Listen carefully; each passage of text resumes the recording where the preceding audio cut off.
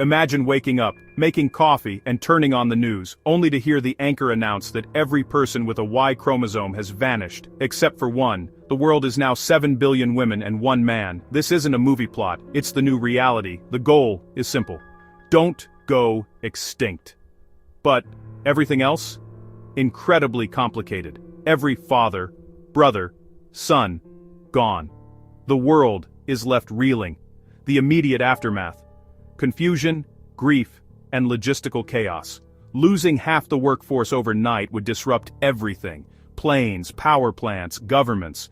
Women would step into every role not because they can't, but because they must. The scale of reorganization would be immense. Every plan for the future would need rewriting. At the center of it all, one man, suddenly, the most important and terrified person alive. Do we panic? Celebrate? Lock him in a bunker?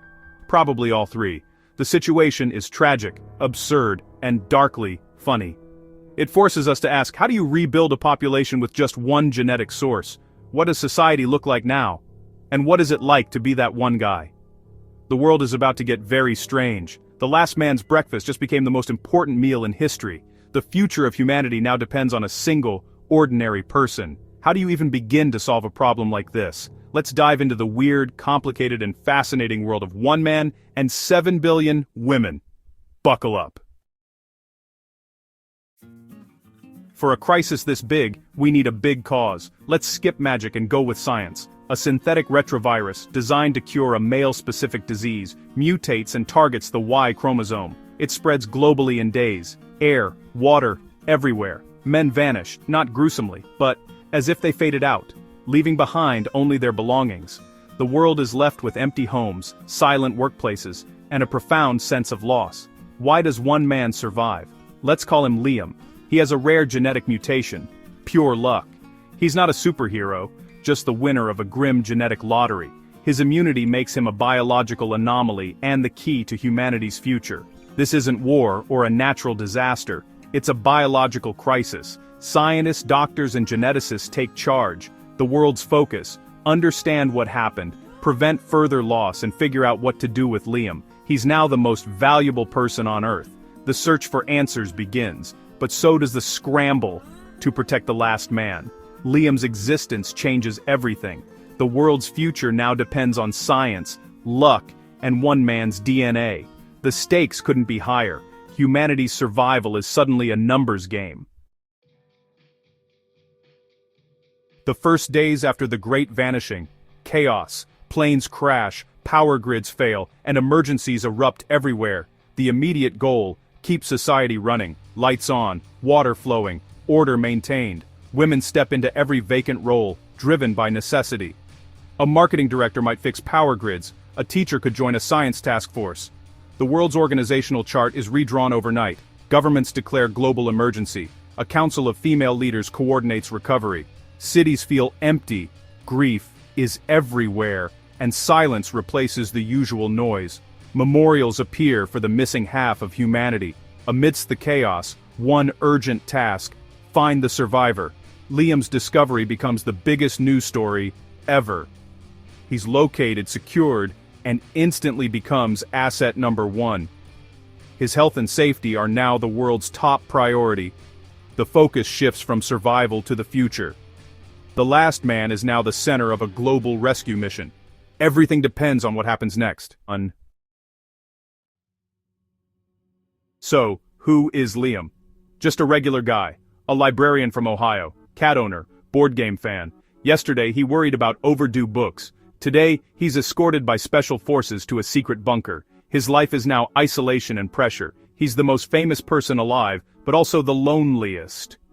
Every move is monitored, every meal analyzed, every interaction scrutinized. He's a cherished, well-cared-for captive, his DNA the key to humanity's future. To some, he's a symbol of hope. To others, a painful reminder of loss. He receives millions of messages, but real connection is impossible. The weight of the world is on his shoulders. Literally, he's asked to become the father of a new generation, not romantically, but clinically, the world's most important sperm donor. The emotional and ethical stakes are staggering. Liam must grapple with a destiny he never wanted. He's the loneliest man in history, and the future of the species depends on him. His ordinary life is gone forever. Now, he's the last hope for humanity. With Liam secured, the Humanity Project begins, the largest scientific effort ever. The goal, create a new generation through IVF. Liam's sperm is collected, frozen, and stored worldwide. Who gets to be a mother? Billions of women, limited genetic material, a massive ethical dilemma. A global committee would prioritize genetic diversity, selecting women from every background. Each chosen woman undergoes IVF, starting new lives. Here's the twist: about half the babies will be male, thanks to Liam's Y chromosome. The first generation of boys are the most precious children on Earth. They'll grow up in a world without fathers, raised by women, a sign that humanity isn't doomed. But all these children are Liam's sons and daughters. When they grow up, they're all half-siblings. The dating pool? Awkward. Scientists must plan for generations ahead, not just one. The genetic future of humanity depends on choices made now. The stakes: survival or extinction. The world's future is in the hands of science, and one man. The biggest threat now? A population bottleneck. With only one man, genetic diversity plummets. The first generation is healthy, but the next faces inbreeding risks. Scientists must manage reproduction globally for centuries. Liam's children are paired for maximum genetic diversity. Computers analyze DNA, arranging optimal matches. Romance takes a back seat to survival. This system continues for generations, slowly rebuilding genetic diversity. It's a cold, clinical solution, but it might be the only way. For centuries, arranged reproduction is the norm. Humanity's future depends on careful planning and patience.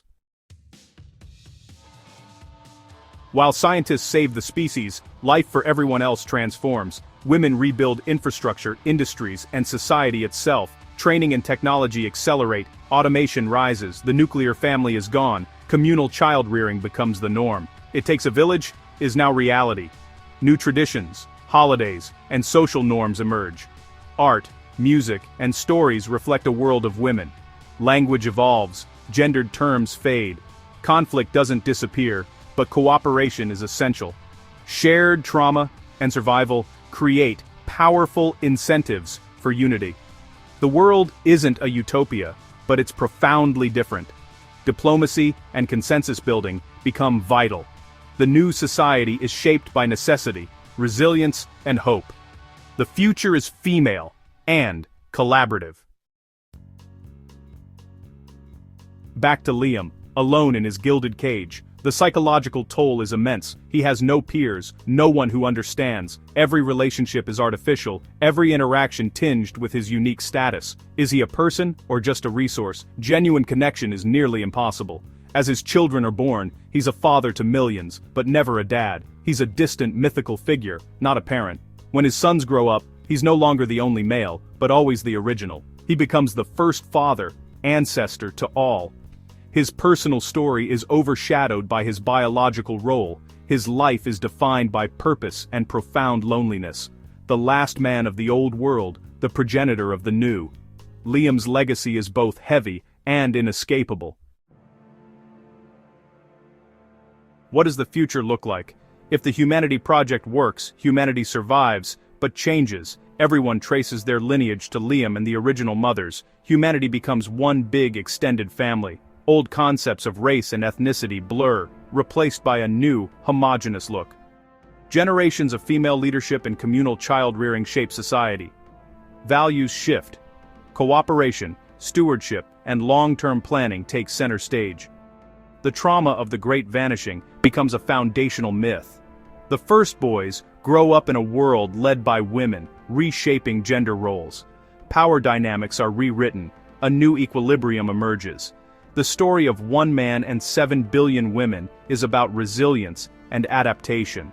It's a thought experiment in survival, community, and change. The world we know is a miracle, fragile, precious, and worth protecting.